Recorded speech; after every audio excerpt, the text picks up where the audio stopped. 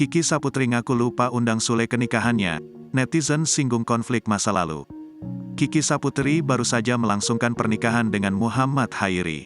Pesta pernikahan Kiki Saputri dan Muhammad Chairi digelar secara mewah hingga dihadiri sejumlah artis hingga pejabat penting.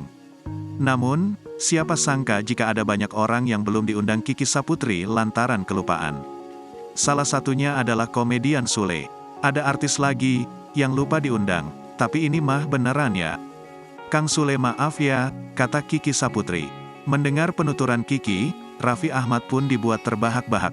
Irfan Hakim yang juga menjadi host mempertanyakan soal undangan Sule yang terlewat. Kenapa bisa kelewat? Tanya Irfan Hakim. Kiki Saputri mengaku bahwa dirinya mengira Sule masih menjadi suami Natalie Holzer.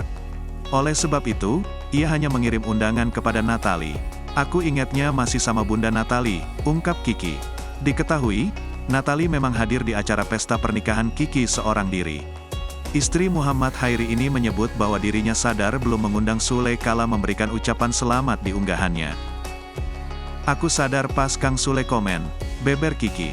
Lewat kolom komentar, netizen pun banyak yang menyebut Kiki Saputri melakukan aksi balas dendam lantaran konflik yang terjadi dengan Sule di masa lalu. Ya, Kiki Saputri memang pernah membeberkan sosok pelawak senior yang awalnya minta di-roasting, tapi mendadak minta dibatalkan di acara live. Meski tak menyebutkan nama, banyak yang meyakini bahwa sosok yang dimaksud Kiki adalah Sule. Sementara itu, Sule sendiri juga mengakui bahwa orang yang dimaksud Kiki adalah dirinya. Ia sendiri mengaku sudah meminta maaf kepada Kiki atas permasalahan ini.